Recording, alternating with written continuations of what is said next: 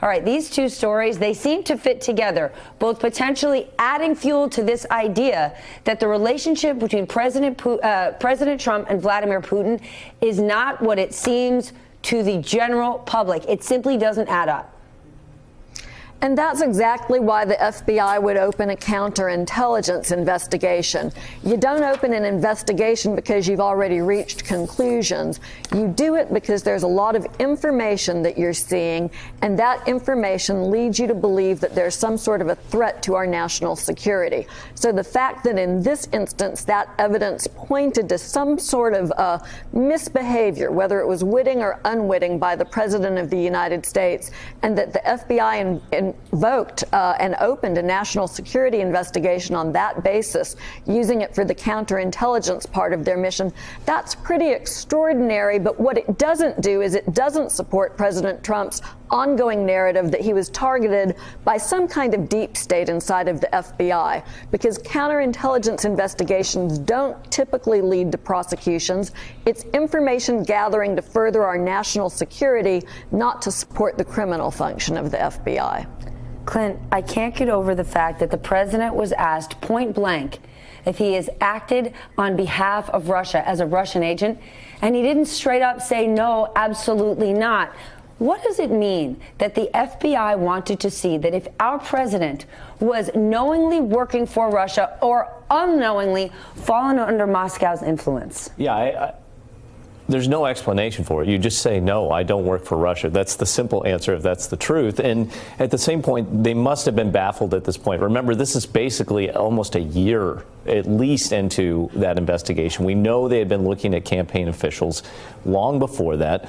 The president comes, they go to the president after or before the inauguration and say, you may be compromised. This information out there, we're trying to help you and inoculate from this. He repeatedly brings up Russia in every discussion one-on-one with the FBI director, then fires him, drafts a memo, retracts it, and then goes on TV and says it's about Russia.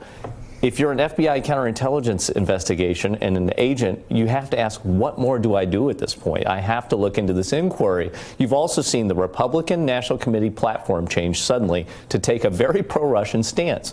You've seen the while Paul Manafort was in charge of the campaign. You also have, at some point, been looking at Manafort, it looks like, and you've seen him in communications with someone who is a former intelligence official with the Russian government and an oligarch there. At the same point, after the inauguration, you've watched the president now cite propaganda from Russia about Poland being aggressive with Belarus.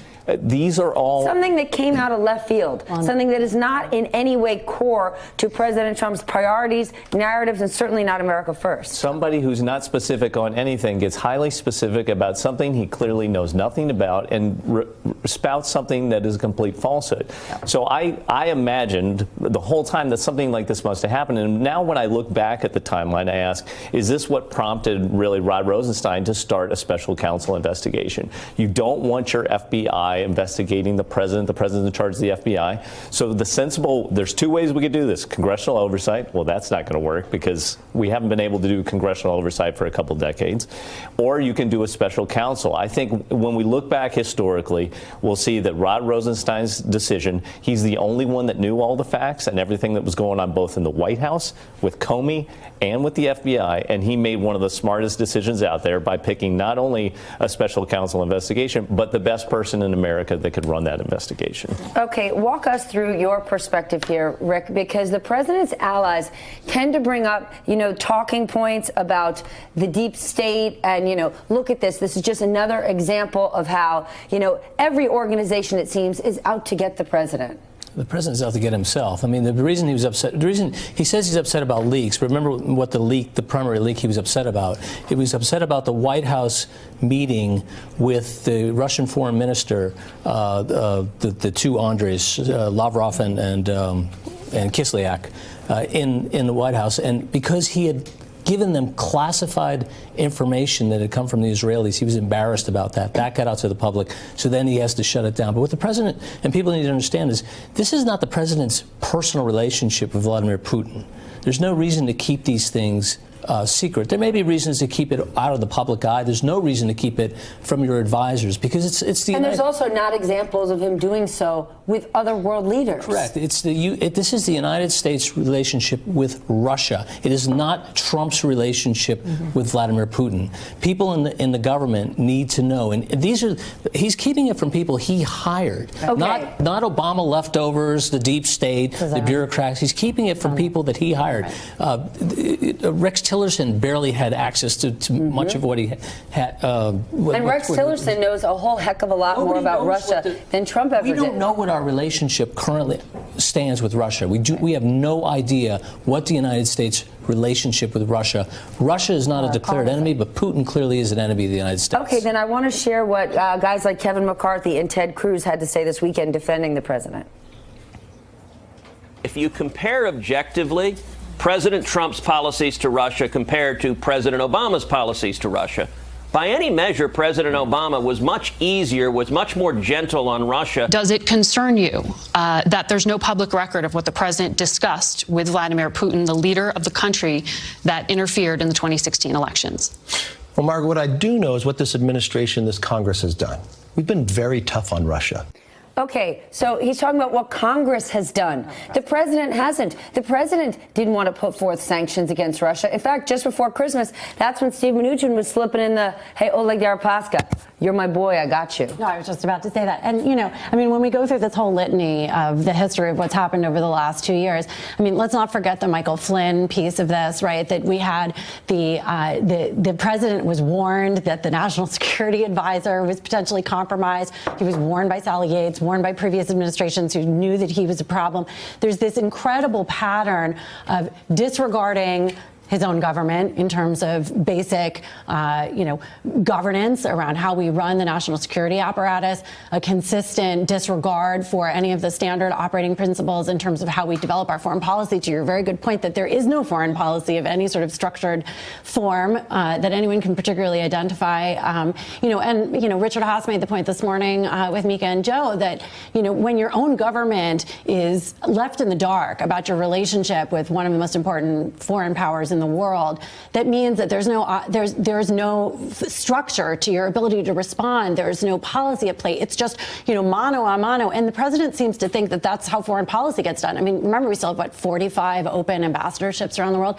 It's just this sort of blatant disregard for any kind of norms and structures around foreign policy. But what I just have to say this: I think that as we head into the election year, what makes this all so difficult is how incredibly complicated it is for average Americans to follow this stuff. I mean, we spend an hour just trying to unravel this weekend.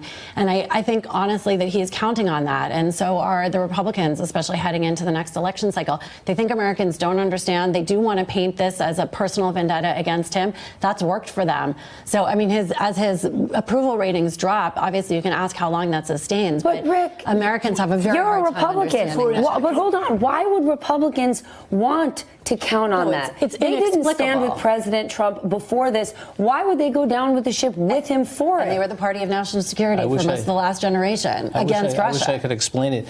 I want to lay waste to this talking point that Obama wasn't tougher on Russia. Ridiculous. We closed down 2 foreign properties. What do you call them, Clint? They're usually consulates. Yeah, closed them down and threw out at least 12. I think it was 12. Yeah. Which prompted the Michael Russians. Flynn call. We've never done That's it. how that whole And the thing Russia Trump has never done sanctions that. crippled He's their releasing. economy. He wants to kept lift them in sanctions. recession. So this idea that Obama, and look, I didn't vote for Obama. He's not. Let's just tell the truth. This administration has not been tougher on Russia than the previous administration. Period. Full stop. This president certainly hasn't been. Clint, the fact that Russia could, or most definitely knows, more about those one-on-one meetings with Trump and Putin, how vulnerable does that leave us? Russia has information dominance over our president. The only person in America that knows what those conversations were, what was going on, is the president. Russia has it, which means they can either tell the truth about what happened in that conversation, or they can tell a falsehood, and you have nothing to counter back with. If you're in the national security establishment of the United States government, you have no way to prepare for any information attack, any sort of military maneuver. The Russian president and Russian staff can just turn and say, your president agreed to this, so we're just going to do it. What are you doing in Syria? Like he said he was going to pull out. What do you mean Crimea? He told us it was fine. You don't don't know, and he may not have said those things because his staff is not informed on it. We are at a moment of weakness. The 2 minutes in Helsinki are the worst 2 minutes of any president in national security history in front of Vladimir Putin, bringing up a crazy conspiracy about a server, and then taking Vladimir Putin's side over his own intelligence committee. That may go down as the moment that America fell from grace around the world. Look what he just said about our allies, the Kurds. Yeah. They're the troublemakers. These are the people who have fought with us to defeat ISIS, and they're the troublemakers. They've got to be held in check. All right, hold on. We got to just go to Joyce. Last point, Joyce. What does all this mean to the Mueller investigation? Well, it means that the Mueller investigation should be protected by Congress. For starters, we need to see Congress step up this week and ensure the president can't interfere. It also means that while Mueller may have a few more indictments, we don't really know what he has planned. Certainly the report that he sends up to the Hill will be riveting, Stephanie. No doubt. All right, great conversation. Hey there, I'm Chris Hayes from MSNBC. Thanks for watching MSNBC on YouTube. If you want to keep up to date with the videos we're putting out, you can click subscribe just below me or click over on this list to see lots of other great videos.